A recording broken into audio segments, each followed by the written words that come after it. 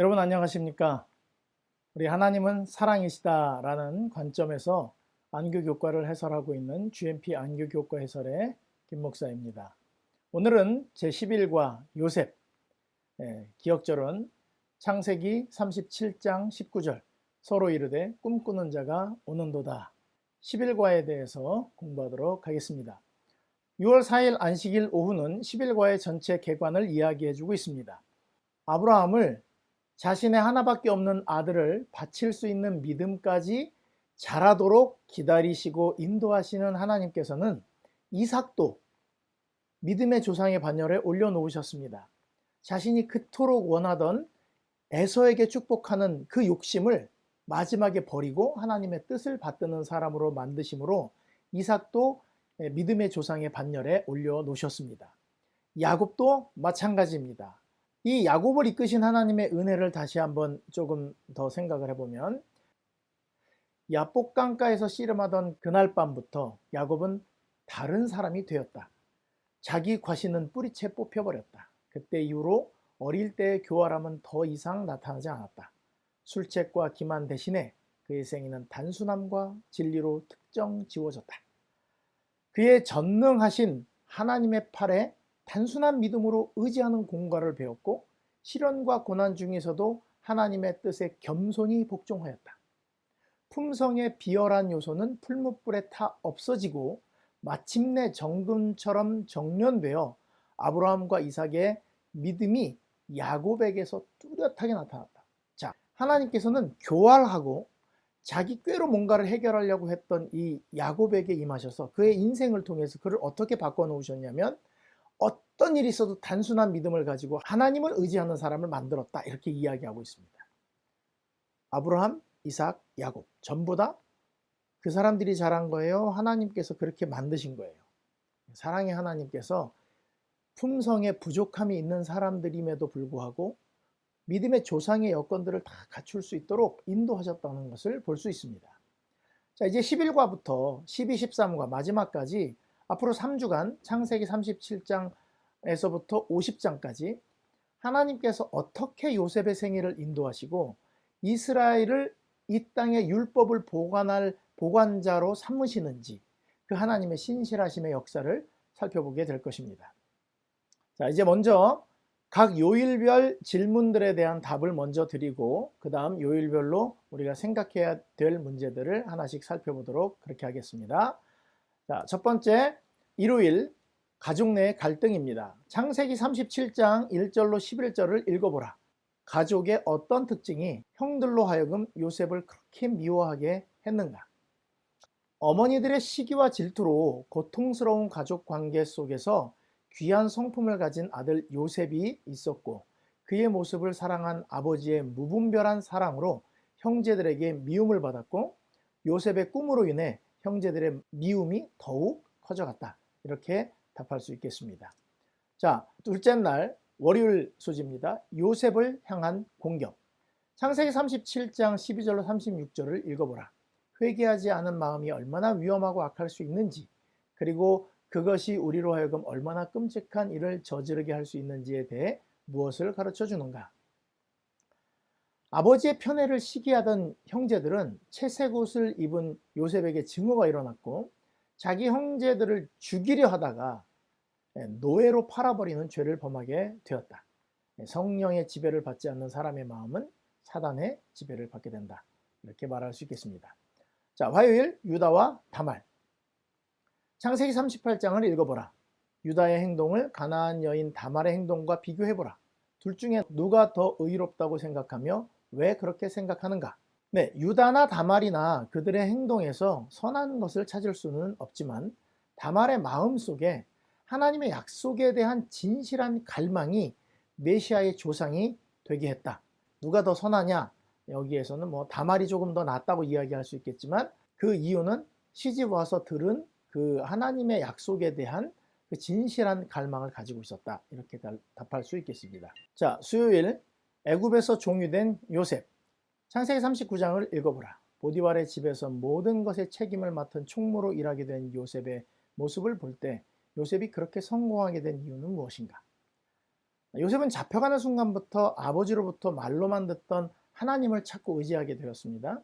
그래서 그 순간부터 하나님은 아버지의 하나님이 아니라 그의 하나님이 되고 그 기도의 대상이 되었다고 이야기합니다. 그래서 그 후 그 요셉은 변하게 되었기 때문에 하나님께서 함께 하셔서 그는 그렇게 성공할 수 있었습니다. 자, 목요일 바로의 꿈입니다. 창세기 40장 1절부터 41장 36절을 읽어보라. 바로의 꿈과 관원들의 꿈 사이에는 어떤 연관성이 있는가? 이와 같은 유사성의 중요성은 무엇인가? 자, 꿈을 통해 역사하시는 하나님을 보게 되었고 그 하나님의 섭리에 따라 요셉은 애굽의 총리가 되어 다가올 흉년을 대비하게 됩니다. 바로의 꿈과 신하들의 꿈, 꿈을 통해서 하나님께서 알려주시는 이 내용들을 요셉이 살피게 되었고요. 하나님께서는 인간의 최악의 상황도 바꾸어서 하나님의 뜻을 이루는 기회와 도구로 삼으셔서 그분의 뜻을 이루신다. 이렇게 대답하면 되겠습니다. 자, 이제 일요일 가족 내 갈등 내용부터 하나씩 살펴보도록 그렇게 하겠습니다. 자, 일요일 가족 내의 갈등. 야곱의 가정사를 좀 보도록 하겠습니다. 형제들의 우애가 좋지 않다고 해도 자기 동생을 죽이거나 인신매매로 어디를 팔아넘기는 것은 인간이기를 포기하는 그런 범죄인데 그런 일이 누구 집에 일어났냐면 이 야곱의 집에 일어났습니다. 근데 여러분 생각해 보세요. 어떻게 하나님께서 약속하신 믿음의 조상의 가족들 가운데서 이런 일이 일어날 수 있단 말입니까? 만약에 목사님 가정에서 형이 동생을 죽이거나 형이 동생을 딴 데 팔아먹었다는 일이 알려지면 목사님이 목회를 할 수 있을까요? 그렇지 않겠죠. 그런데 이 가족들의 갈등에 대해서 예언의 신에서 이야기하는 것은 이렇습니다. 야곱의 죄와 그것들이 가져온 일련의 사건들은 악한 영향, 곧 그의 아들들의 품성과 생애에 쓰라린 결과를 가져온 나쁜 영향을 끼쳤다. 그의 아들들이 성년이 되었을 때 그들에게서 심각한 결점들이 나타났다. 일부 다처제의 결과가 그의 가족들 중에 나타났다. 이 무서운 악은 사랑의 샘을 고갈시키고 그 영향은 가장 신성한 관계를 약하게 한다. 어머니들의 질투는 가족관계를 고통스럽게 만들었고 아이들은 툭하면 싸우는 성질과 제재를 받을 때 참지 못하는 성질을 가지고 자라났으며 그들의 아버지의 생애는 근심과 슬픔으로 어두워졌다. 이렇게 이야기합니다. 야곱이 아무리 하나님께서 인도하시는 대로 해서 변화가 되고 회개한 사람이 돼서 이제는 더 이상 자기를 의지하지 않고 하나님을 의지하는 사람이 되었다고 해도 과거에 지은 죄가 그 씨가 여전히 자라고 열매를 맺는 것입니다. 여러분 어떤 사람이 담배를 오래 피우다가 담배를 끊는 순간 온 몸이 와 이제 담배를 안 피니까 담배의 모든 독소가 빠져나갑니까? 아니요. 그동안 쌓였던 것은 그대로 몸에 악영향을 미치게 되는 것이죠. 그렇게 영향이 남아있는 것처럼 죄도 마찬가지입니다.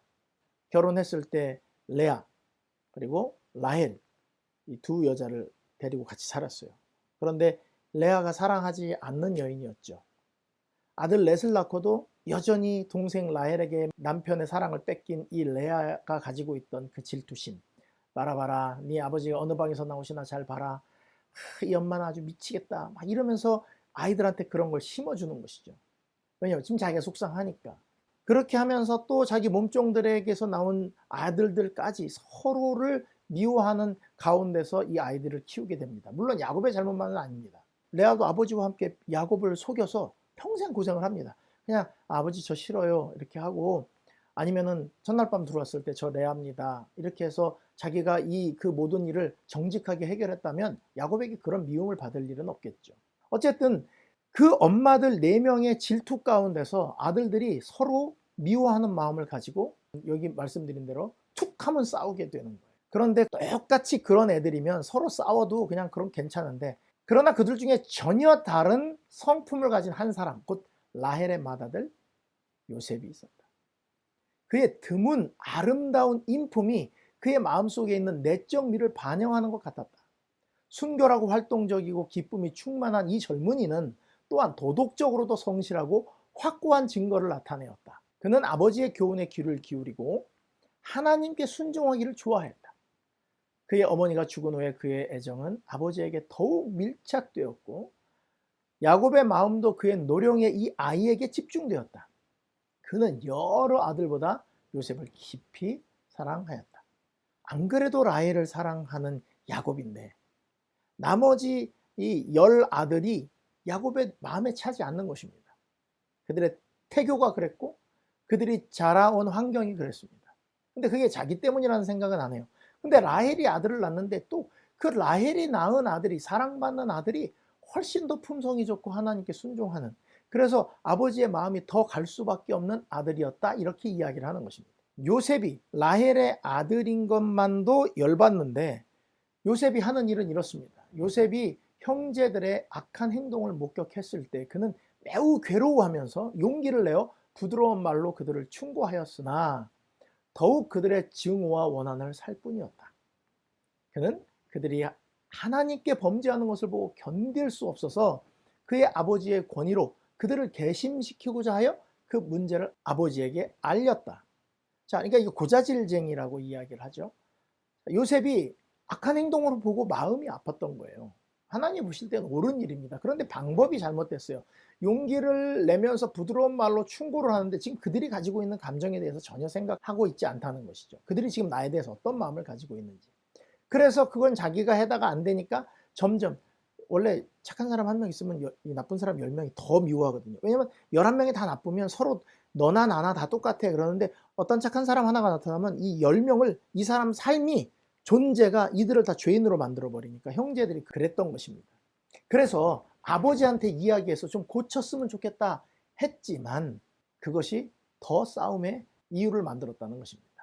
형제들의 잘못을 충고하는 것도, 요셉이 착하긴 한데 이 사회생활을 잘 못했던 것 같아요. 어렸을 때는 아버지는 엄격하게 안 하려고 노력을 많이 했어요. 왜냐하면 이 일을 잘 다스리고 싶어서. 그런데 자녀들이 그 간청을 무시하고 점점 감정이 날카롭게 된 것입니다. 이렇게 편애를 받는 것도 서러운데 요셉이 선의를 가지고 한 일은 불에 기름을 붓는 것과 같은 일을 했다는 것입니다. 우리가 복음을 전할 때도 지혜가 있어야 합니다. 우리가 가진 진리가 아무리 맞다고 해도 받아들이는 사람 입장에서는 우리가 말하는 것이 그들에게 이렇게 적당하지 않아요. 받는 사람, 받아들이는 사람의 입장에서 이해시키는 방법을 찾아야 되는데 우리는 내가 진리야, 나는 진실하고 나는 하나님의 복음 전해야 돼, 그러고 갖고 우리 식으로 갖다 부어버리면 옳은 방식이 아닐 때가 많습니다. 아마 요셉이 그런 걸 배우지 못했던 것 같습니다. 그 다음에 게다가 사랑받는 아들이면서 착하고 하나님을 잘 섬기는 이 요셉이 형제들은 꼴보기 싫은데 얘가 형들에게 충고를 할 뿐 아니라 아버지께 고자질도 하는 이런 아들이라 더 꼴보기 싫은데 야곱이 일반적으로 고귀한 사람들이 입는 귀한 채색 옷을 주었어요. 이걸 무분별한 선물이라고 이야기를 했습니다. 그의 편애에 대한 또 다른 증거가 되었고, 야곱이 장자 루벤을 제껴놓고 이제 이거를 전부 다 라헬의 아들에게 주려고 한다, 이런 의심까지 불러일으켰다고 이야기합니다. 또 거기다 뭐해요? 요셉이 꿈까지 꿔요. 내가 꿈을 꿨는데 형제들의 단이 다 내 단에 다 절을 하더라. 그리고 해와 달과 11별이 절을 하더라. 그러니까 이제 형들의 분노가 끝까지 차게 되는 것입니다. 물론 야곱의 죄와 일부 다처제로 들어온 그 죄들이 가족들의 시기심과 질투심을 자극해서 가족 내 갈등이 일어나기도 했지만 이 요셉과 야곱의 무분별한 행동들, 아직 형제들의 마음을 헤아리지 못하는 그런 행동들이 가족 내의 갈등을 더 고무시켰던 것입니다. 자, 월요일 소식, 요셉을 향한 공격. 아버지가 요셉에게 채색 옷을 딱 입혀줬을 때 누가 봐도 요셉은 착하고, 형들도 알아요. 착해요. 용모는 주의 영의 임재로 말미암아 환하게 빛났대요. 그래서 다 찬탄하지 않을 수가 없었다. 야, 진짜 잘 어울린다. 정말 쟨 착해. 그런데 이 형제들은 악한 길을 단념하지 않고 그들의 죄를 책망한 요셉의 결백을 미워하고 마음속에 가인을 움직인 동일한 정신이 이렇게 꽉 들어있어 가지고 동생을 더욱더 미워하게 되었습니다. 예수님이랑 똑같죠. 예수님도 그렇게 아름다운 품성을 가지고 우리에게 오셨는데 이것을 딱 보면서 와, 저분은 정말 대단한 분이야 라고 인정을, 마음속으로는 인정하지만 자기하고 안 맞는 이 바리새인, 사두개인, 서기관, 제사장들이 어떻게 했어요? 예수님을 죽이기로 결심하고 기어이 죽여버린 것입니다. 품성, 인격, 이 차이가 너무 많이 나는 것이죠. 자, 그러다 형들이 양을 치러 가게 되고 양을 치러 간 형들이 오랫동안 돌아오지 않자 아버지가 요셉을 시켜서 안부를 좀 물으러 보내게 됩니다. 외롭고 긴 여행 끝에 요셉은 세겜에 도착을 했다. 그러나 그때 그 형제들과 양떼들이 보이지 않았다. 그들의 행방을 물어서 그는 도단으로 향했다. 이미 200리 이상 여행했으나 아직도 60년 더 가야 했다.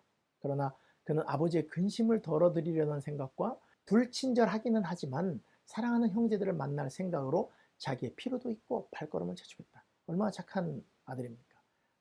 요셉이 또 거기다가 또 채색 옷을 입고 갔네요. 그런데 형제들이 볼 때는 좀 달랐어요. 아버지의 사랑의 증거 거듭 보자마자 미치려고 하는 것입니다. 우리는 못 받는 옷을 저놈은 입고 있는데, 저놈은, 우리는 양치러 나가는데 저놈은 아버지 집에 있고. 그랬더니 형제들이 조롱하는 말로 꿈꾸는 자가 온다.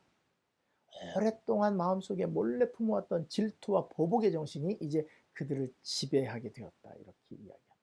그래서 야, 죽여서 구덩이에 던지고 우리가 말하기를 악한 짐승이 그를 잡아먹었다. 이렇게 말하자. 그 꿈꾼 게 되겠냐? 이 말입니다. 왔을 때 옷을 벗기고 요셉을 구덩이에 던져놓고 그들은 음식을 먹습니다. 그런데 이게 만족이 안 되는 거예요. 그러나 그들 중에 몇 사람은 마음이 편하지 않았다. 아, 동생을 여기다 이렇게 넣어놔서 마음이 안 편한 게 아니고요.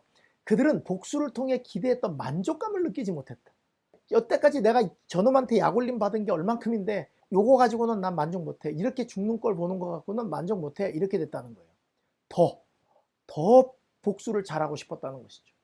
얼마 후에 한때의 여행자들이 가까이 오는 것을 보고서 요단 저편에부터 애굽으로 가는 이스마엘 족속의 대상이었는데, 그때 유다는 아우를 죽게 내버려 두지 말고 그 대신 그를 이방 상인에게 팔자, 이렇게 제의했다는 것입니다. 누가요? 유다가. 이런 인간이에요. 여러분, 이렇게 보복한 것 갖고는 성이 안 찬다는 거예요. 만족이 안 돼요. 근데 노예로 팔리는 게 어떤 것이냐? 요셉이 상인들을 보았을 때 무서운 미래가 번개처럼 그를 스쳐갔다. 노예가 되는 것은 죽음보다 더 무서운 운명이었다. 근데 형제들은 어쩔 수가 없어요. 이미 이렇게 했기 때문에, 만약에 집에 갔는데 아버지, 형들이 다 이렇게 했어요. 그래서 싹싹 빌어서 살려주면 이젠 우리는 더 이상 이제 아버지한테 인정 못 받아. 여기서 끝이야 하고 요셉을 팔기로 결정한 것입니다. 자기 형제들에게 팔려서 애굽으로 가는 이 요셉. 그리하여 그 애걸의 마음을 굳게 닫고 그들은 그를 이방 상인의 손에 넘겨주었다. 그 대상의 무리는 계속 앞으로 나아가 마침내 그들의 시야에서 사라졌다.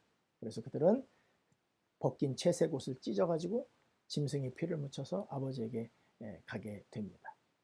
그런데 이 요셉을 향한 공격, 형제들의 이 질투심이 심했다는 이야기 뒤에 이해되지 않는 하나의 이야기가 나오는데, 이 화요일 소지 유다와 다말이라고 하는 여자에 대한 기록입니다. 다말에 대한 기록이 별로 없습니다. 두 군데 있습니다. 유다는 다말에게서 베레스와 세라를 낳고, 베레스는 헤스론을 낳고 헤스론은 람을 낳고, 이게 마태복음에 나온 예수님의 족보에 나온 이야기고요. 룻기 4장 12절에 보면 여호와께서 이 젊은 여자로 말미암아, 이 젊은 여자는 룻입니다, 내게 상속자를 주사 내 집이 다말이 유다에게 낳아준 베레스의 집과 같게 하시기를 원하노라 하니라. 그러면 유다와 다말 이야기가 38장에 딱 들어가 있는데, 이것은 왜 그러냐면 37장과 39장을 읽으면 딱 맞습니다. 그런데 갑자기 38장에 딱 끼어 들어간 것은 하나님께서 왜 또 어떻게 당신의 약속과 그 언약을 이어가시는지를 보여주는 중요한 장입니다. 근데 성경과 예언의 신에 아무 곳에서도 이렇게 언급이 깊이 없어요. 그러나 우리가 이제 찾아보면 이 뜻을 좀 볼 수 있을 것 같습니다. 자, 먼저 유다는 결혼에 있어서 자유로웠던 것 같습니다. 여러분이 창세기 38장을 읽어보시면 유다가요, 원래는 자기 족속들이랑 결혼을 해야 되는데 가나안 사람 수아의 딸을 보고 그를 데리고 동침했다 그랬습니다. 그러니까 뭐 사귀었다, 결혼하고 싶다고 부모님께 얘기했다, 이런 게 없어요. 가나안 사람 수아의 딸을 봤는데 보고 그를 데리고 동침했다, 이렇게 말한 것으로 보아 가나안 여인인데 와, 미모에 반해갖고 결혼했다고 보여집니다. 그래서 엘과 오난과 셀라, 이 세 아들을 낳습니다. 그리고 장자 엘이 장성했을 때 장자 엘을 위해서 아내를 데리고 왔는데 그 여자도 또 가나안 여인 다말입니다. 성경에 아무 언급이 없기 때문에 말할 수 없지만 이 엘이라고 한 아들이 하나님 앞에서 악함으로 하나님이 그를 죽이셨다, 이렇게 했습니다. 그러면 엘과 다말 사이에 아직 자녀가 없기 때문에 형사 취수제, 형이 아들이 없을 경우에는 동생이 형수와 잠자리를 같이 해서 아들을 낳아주도록 해야 하는 이 형사 취수제의 그 의무를 줬는데 오난이 이를 거부함으로 오난도 죽습니다. 셀라는 아직 어리고, 그래서 시아버지인 유다가 뭐라고 그러냐면 고향에 가서 수절하고 있으면 막내 셀라가 크면 내가 주겠다, 이렇게 이야기를 해요. 두 아들이 죽었어요. 유다가 얼마나 슬펐겠습니까? 그러다가 자기 아내도 죽습니다. 그런데 그렇게 위로를 얻고 나서 양털 깎는 자와 함께 딥나라는 곳으로 올라가는데, 이곳은 아마 이 다말의 자기 친정이 있는 곳인 것 같아요. 다말에게 어떤 사람이 시아버지가 온다고 하니까 갑자기 다말이 자기 옷을 벗고 창녀의 복장을 하고 면바구를 탁 가리고 시아버지에 가는 길에 서서 시아버지를 유혹합니다. 어떻게 이럴 수가 있을까? 우리는 지금 정서로 생각을 하니까 이해가 잘 안 되죠. 그리고 얼마를 주면 되겠냐? 그러니까 염소 새끼 하나를 달라. 내가 지금 없으니까. 그러면 약정표로 당신의 도장과 끈과 지팡이를 주십시오. 그래서 이 남자는, 유다가 그걸 가지고, 사실 유다는 창녀하고 잔 겁니다. 이렇게 해기망측한 이야기가 성경에 기록되어 있습니다. 그런데 왜 이 다말의 이야기가 성경의 중요한 자리를 차지하고 있는가? 형제들의 질투 가운데서 자란 유다, 그리고 그 유다와 이방인의 여자 사이에서 자녀로 태어난 엘과 오난과 셀라. 아마 예뻐서 데리고 왔을 거예요. 유다가 그런 인간인 것 같아요. 다말이 가나안 여자인데 쉽게 얘기하면 딥나 쪽으로 봤을 때는 블레셋 쪽 여자일 것 같습니다. 그런데 유대인의 집에 시집을 와서 그 집의 법도 생활 양식들을 배워요. 아침 예배 때마다 유다가 이제 하나님의 말씀을 이야기하면서 뭐라 그래요? 우리 가족은 하나님이 부르신 가족이고 아브라함, 이삭, 야곱 이야기하면서 우리의 가문을 통해서 하나님께서 메시아가 온다고 이야기를 했다. 다말이 이 메시아에 대한 약속을 매일 듣고 그것을 마음속에 바라고 있었던 것 같습니다. 그 집 남자들은 그렇게 중요하지 생각하지 않는 그 일에 대하여 내가 메시아의 그 계보에 들어가고 싶은 마음을 가지고 있었던 거예요. 남편이 어느 날 갑자기 죽었습니다. 젊었을 때. 그리고 남편 동생과 잠자리를 해야 되는 다말의 마음은 어땠을까요? 지금은 해괴망측한 일이지만 그때 당시에는 그런 일들이 비일비재했었습니다. 그리고 그 동생이 하나님의 명령대로 하지 않고 설정을 바뀌다 하는 바람에 죽습니다. 자기 때문에 죽은 것 같아요. 그래서 아버지는 셀라가 아직 어리니 크면 내가 아들을 낳게 해줄게. 그리고 다말을 자기 고향으로 돌려보낸 것입니다. 근데 셀라가 장성했는데도 유다가 나를 안 불러요. 유다가 어떤 사람인지 다말이 잘 아는 것 같아요. 그래서 창녀로 변장한 거예요. 그리고 그 하나님의 약속이 자신에게 이루어지기를 바라는 마음으로 시아버지 앞에 나간 것입니다. 자, 오해하지 마셔야 할 것은 다말이 남자가 그리웠으면 늙은 시아버지랑 자는 게 좋겠어요? 동네에 멋지고 힘세고 젊은 남자랑 자는 게 낫겠어요?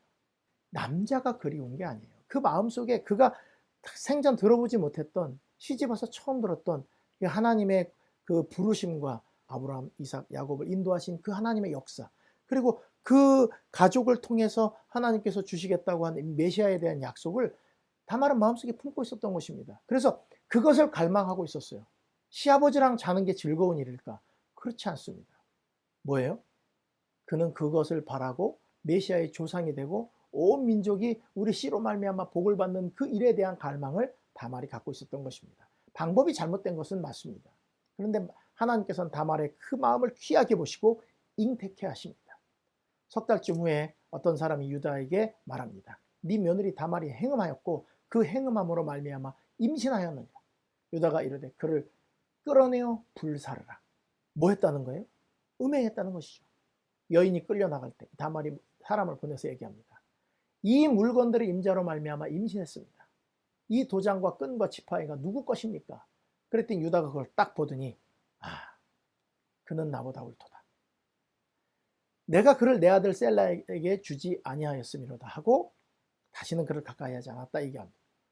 자기 며느리는 행음했다고 불태워 죽이라고 해놓고 자기는 오케이.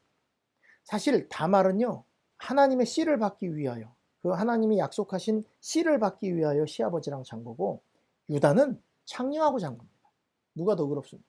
다말이 훨씬 의롭습니다. 자신의 망측한 죄가 다 드러났어요. 말과 행동이 달라요. 앞에서는 하나님의 뭐 약속이 어쩌고 저쩌고 얘기했지만 뒤로 가면 어떻게 해요? 저 이방 여인들, 몸매 좋고 얼굴 이쁜 여인들하고 음행하고 있었던 사람이었습니다. 저 같으면 이런 집안에서 안 태어나겠어요. 근데 예수님은 이런 집안에서 태어나는 걸 부끄럽다 하지 아니하시고 이런 계보를 통해서 이 땅에 오셔서 부끄럽고 수치스러운 과거나 집안의 내력을 가진 모든 사람들까지도 힘을 내고 용기를 얻을 수 있는 구세주가 되셨다는 것입니다. 감사하지 않으십니까? 여러분, 우리가 혹시 예전에 어떤 창피하고 부끄러운 일을 했다고 할지라도 걱정하지 마시기 바랍니다. 이런 콩가루 집안도 있는데요. 예수님은 이런 집안에서 태어나시는 이런 조상을 두는 것에 대해서도 하나 부끄럽게 생각하지 않으시고 우리를 위해 이 땅에 오셨다는 것을 잊지 않으시면 좋겠습니다. 수요일 소지입니다. 애굽에서 종이 된 요셉. 수요일 분량은 굉장히 긴 내용을 짧게 이야기하고 있습니다. 배경을 좀 말씀을 드릴게요. 자기를 사서 끌고 가는 이스마엘 대상들이 가나안 국경을 향해서 남쪽으로 계속 갈 때 아버지의 장막 주위에 있는 산들을 볼 수 있었답니다. 외로움과 고민 중에 있을 그의 사랑하는 아버지를 생각하고 울었습니다. 도단에서 자기에게 일어난 형들의 그 눈빛, 얼굴, 말소리 다 들었습니다. 떨리는 마음으로 그는 장례를 내다봤어요. 완전히 애지중지 자라던 이 왕자님 같은 아들이 이젠 종으로 살아야 되는 것입니다. 친구도 없는 외로움, 그가 가고 있는 낯선 땅에서 그의 운명은 어떻게 될 것인가. 한동안 요셉은 억제할 수 없는 슬픔과 두려움에 빠졌다. 불쌍한 일이죠. 하루아침에 형제들에게 팔려가지고 잡혀가고 있는데 아마 그 하루가 평생의 트라우마가 됐을 수도 있습니다. 노예로 살아야 하고 자신의 장래가 두려워서 울었다고요. 하나님께서 왜 요셉에게 이런, 지금 우리가 볼 때 그 집에서도 얼마나 성품이 좋았다 그랬어요? 아까 우리가 봤잖아요. 하나님을 경외하고 착한 아들이었어요. 그런데 하나님은 왜 이 착한 아들 요셉에게 이런 일을 경험하게 했을까? 왜 루벤, 시므온, 레위, 유다 이런 사람들에게 안 하고 왜 요셉에게 이런 일을 겪게 하셨을까? 여기 하나님의 사랑의 마음이 들어있습니다. 그러나 하나님의 섭리 가운데서 이런 경험조차도 그에게 축복이 될 것이었다. 자, 이거 뭘 하려고 주신 거예요? 요셉에게? 이것은 요셉에게 축복을 주기 위해서 그렇게 하셨다고 말하고 있습니다. 다른 방법으로는 여러 해 걸려서 배울 수도 있었을지 모를 것을 그는 몇 시간 안에 배웠다. 강하고 부드러운 사랑을 가졌던 그의 아버지는 편애와 관대로 그에게 해를 끼쳤다. 요셉이 아까 죄를 져서 지금 형제들이 다 이렇게 싸웠잖아요. 그런데 또 하나의 죄를 지은 건 뭐냐면 너무 사랑하는 아들을 너무 감싸움으로 인해서 해를 끼쳤다는 것입니다. 여러분, 여러분의 자녀가 있으면 사랑만 계속 주다 보면은 이 아이가 버릇없이 망가지는 경우가 생겨요. 그래서 이 지각 없는 편애는 그의 형제들을 노엽게 하였고 저들을 자극하여 그를 가정으로부터 분리시키는 잔인한 일을 하게 하였다. 네. 이 아버지의 철딱선이 없는 사랑이, 다른 형제들을 배려하지 않는 사랑이 그저 라헬하고 요셉밖에 모르는 그 아버지가 이 형제들로 하여금 요셉을 팔게 했다는 것입니다. 그 편애의 결과는 또한 요셉의 품성에도 나타났대요. 착하고 하나님 성실하게 섬기는 사람이지만 그 너무 사랑을 받다 보니까, 잘못에 대한 인정을 받지 못하고 사랑만 받다 보니까 시정되어야 할 결점이 지금까지 계속 조장되어 왔고 자부심이 강하고 요셉이 가혹하게 되어가고 있었대요. 왜? 내 말을 아버지가 다 들어주니까. 그래서 하나님이 아버지와 요셉을 분리시킨 것입니다. 형제들과 요셉을 분리시킨 거예요. 왜? 요셉이 있으면 형들이 더 어떻게 될까요? 더 악하게 되는 거예요. 그래서 요셉을 좀 고생시키지만 요셉을 띄어서 요셉도 살리고 형제들도 살리는 길을 하나님께서 마련하신 거예요. 이제 울기만 하고 있었느냐? 그렇지 않습니다. 그때 요셉의 생각은 그의 아버지의 하나님께로 향하게 됐다. 이렇게 이야기하고 있습니다. 이대로 두면 요셉이 요셉 같은 사람이 될 수 없는 것을 아신 하나님이 척박한 환경으로 내모신 것입니다. 자, 그리고 난 다음에 요셉의 생각은 그의 아버지 하나님께로 향했다. 울고만 있었던 건 아닙니다. 그래서 어린 시절에 아버지에게 들었던 하나님에 대해서 하나하나 생각하기 시작했습니다. 아버지에게서 들은 그 하늘과 땅이 이어졌던 사닥다리 이야기, 그리고 하나님께서 야곱에게 약속하신 그 언약을 어떻게 다 성취되었는지, 그런 이야기들을 다시 생각을 쫙 곱씹는 것입니다. 여러분, 솔직히 우리는 하나님과 이렇게 뜨거운 경험이 있어서 신앙을 한다기보다는 누군가가 했던 이야기들을 듣고 우리 부모님을 통해서 우리 조부님들을 통해서 친구를 통해서 얻은 하나님에 대해서 믿고 있는 거잖아요. 그러나 그것을 요셉처럼 내 걸로 받아들이게 되면 그 하나님이 우리 하나님이 되는 것입니다. 요셉은 자기 조상들의 하나님이 자기의 하나님이 되시리라는 것을 믿었다. 이게 믿음이에요. 그리고 그곳에서 그는 여호와께 자기 자신을 완전히 헌신하고 이스라엘의 수호자 하나님께서 그가 유랑하시는 땅에서도 그와 함께 계시기를 기도하였다. 예, 그냥 막 울고만 있는 게 아니라 그 가지고 있던 품성이 그를 하나님께 나도 맡겨보자. 아버지처럼. 아버지의 신앙을 자기 걸로 만들어가는 과정을 겪어가는 것입니다. 여러분들도 어려운 일을 만나거든 이 요셉처럼 했으면 좋겠습니다. 하나님께서 뭔가 이끌어 가시는 이유가 있을 거야. 하나님, 나를 도와주십시오. 자, 그리고 그는 이렇게 결심했습니다. 어떤 환경에 처하더라도 하늘 왕의 신민처럼 행동하여 하나님께 충성을 다하리라는 고결한 결심으로 그의 영혼은 감동되었다. 어떤 환경에 처하더라도 나는 하나님의 백성이야. 네. 그래서 하나님께 충성을 다할 거야. 그래서 이 보디발의 아내가 자기를 유혹할 때도 뭐라 그래요? 내가 어찌 이 큰 악을 행하여 하나님께 득죄하리이까. 하나님의 백성이라는 거예요. 자기는. 그는 한 마음으로 하나님을 섬기며 그의 운명의 시련을 인내로 당하며 날마다의 의무를 성실하게 수행하고자 했다. 그러니까 종이니까 울면서 맞으니까 일하고 이런 게 아니라 성실하게 살겠다. 나 하나님의 백성이야. 하나님께서 나와 함께 하실 거야. 이제부터 나는 아주 적극적으로 열심히 살 거야. 이렇게 생각한 것이. 이 하루의 경험이 요셉의 생애의 전환점이 되었다. 아버지 집에 있으면 절대 배울 수 없는 것인데 그는 이걸 배우게 됐습니다. 그 무서운 재난이 그를 응석 부리는 아이에서 사려 깊고 용감하고 자제력이 있는 어른으로 변화시켰다. 하나님께서는요, 요셉의 생애를 한순간에 바꿔놓을 수 있는 분이에요. 그런데 왜 이 길을 가게 하시는가? 그가 복받게 하려고, 그가 복의 근원이 되게 하려고 이 길을 가게 한 것입니다. 여러분, 우리가 가끔가다 어려운 일을 당할 때가 있습니다. 남들이 겪지 않는 어려운 일을 당해요. 그런데 내가 겪는 어려운 일은 다른 어려운 일 겪는 사람을 받아들이고 그들을 이해시키고 그들의 마음을 수용할 수 있는 또 하나의 큰 무기가 된다는 것을 잊으시면 안 될 것입니다. 자, 하루 만에 습득했대요. 그리고 성실하게 살겠다고 결심했어요. 그러니까 가면서 아침에 딱 눈 뜨면 일어나가지고 막 다른 노예들은 막 민기적거리는데 얘는 벌떡 일어나가지고 물 떠가지고 다 약대들 먹이고 또 뭐 할까요? 막 이렇게 하니까 상인들도 볼 때 이 요셉이라는 아이가 하루 진종일 울더니 얘가 어떻게 됐어요? 완전히 눈물 닦더니 이제 얼마나 성실하게 사는지 몰라요. 여러분, 시위대장 보디발의 집에 현찮은 종 팔아갖고 되겠어요? 안 되겠어요? 안 되겠죠. 그러니까 막 기도가 끝난 다음 자기가 그렇게 결심하고 난 다음부터는 이 대상들을 잘 섬기고 주변 사람들을 돌보고 막 이렇게 하니까 와, 상인들이 보고 감탄하는 것입니다. 신세 한탄하고 옛날 생각만 하고 막 그렇게 하는 게 아니라 하나님의 인도하심이다. 난 여기서 뭔가 하나님의 백성으로 다른 모습을 보여주겠어. 최선을 다해 살았다는 것이죠. 이때 결심한 하나님의 백성으로 살겠다는 이 결심이 그의 평생을 인도했습니다. 여러분들도 그런 감동을 경험하신 적이 있을 것이죠. 야영회 때라든지 어떤 목사님의 설교를 들었을 때 어떤 수련회에서 혼자 개인적으로 성경을 연구하다가 감동을 받은 적이 있죠. 그 감동을 잘 기억하십시오. 우리에게 일어나는 억울하고 원통하고 무서운 재난이 하나님께서 우리를 바로 세우시려는 섭리라고 믿게 되면은 뭐 해야 합니까? 한 마음으로 하늘의 신민답게 충성을 다하는 삶을 살아야 합니다. 매일의 의무를 성실하게 살아야 돼요. 보디발의 아내가 꼬여서 안 넘어갔죠. 같이 있으려고도 안 하고. 그죠? 여러분, 자기 아내를 범하려고 했다. 보디발이 어떻게 할까요, 원래? 죽입니다. 그러니까 종 하나 죽이는 건 일도 아니죠. 그런데 보디발이 요셉 죽이지 않아요. 어떻게 해요? 감옥에 보냅니다. 진짜 의심했으면 죽였을 거예요.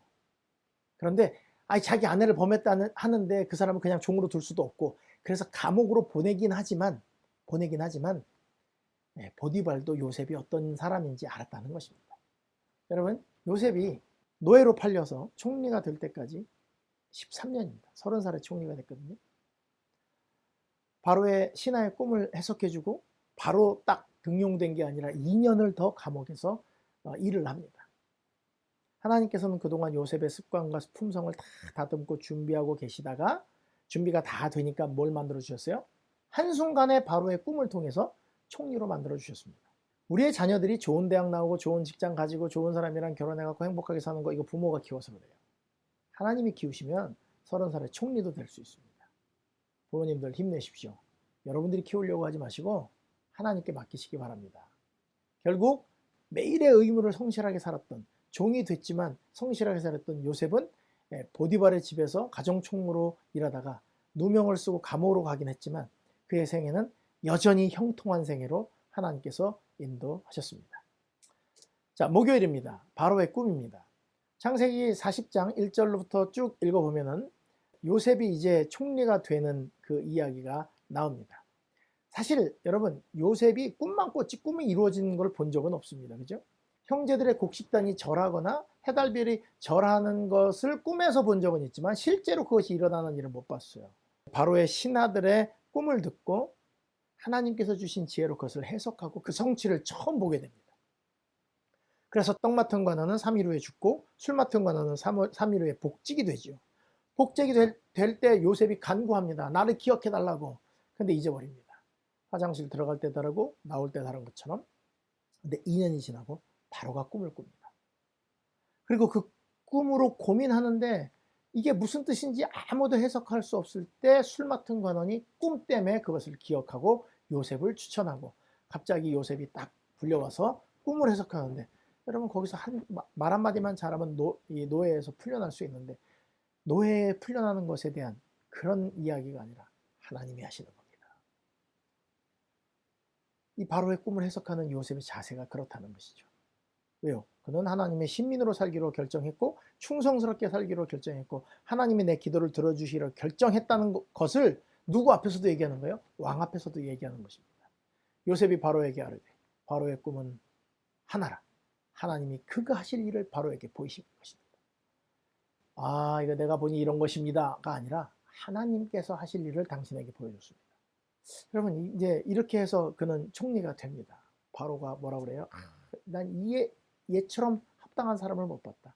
그리고 이제 도장을 주고 내가 너보다 높은 것은 지위뿐이다. 이제 네가 모든 것을 다스려라. 어느 날 갑자기 여러분 이 요셉이 이력서 써내라 그러면 경력이 어떻게 될까요? 아버지가 누구고 어머니는 누군데 어머니는 돌아가셨고 아버지 혼자 있는데 자기 경력이 뭐예요?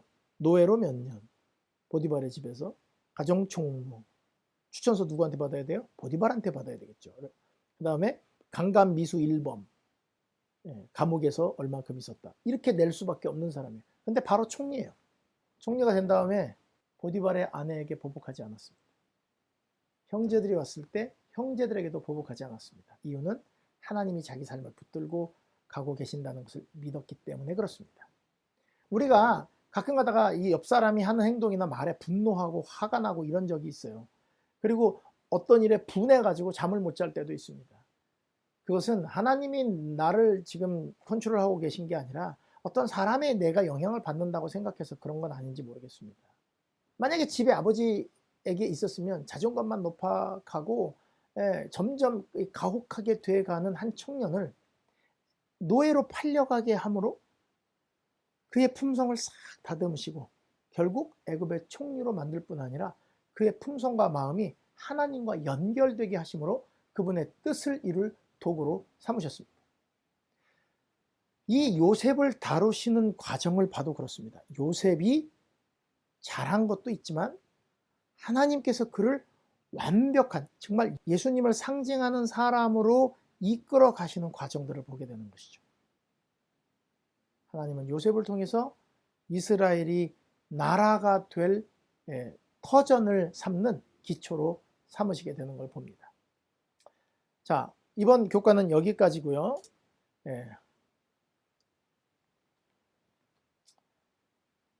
여러분, 우리가 성경에서 나오는 중요한 인물들에 대해서 공부하는 거 참 좋습니다.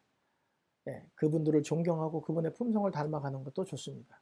그런데 그분들의 품성을 닮아가는 것보다 더 중요한 건 뭐냐면 그들을 인도하신 하나님의 성실하심과 신실하심을 붙들고 기도하는 것입니다. 하나님, 저도 요셉처럼 하나님의 신민으로서 이 땅에서 살겠습니다.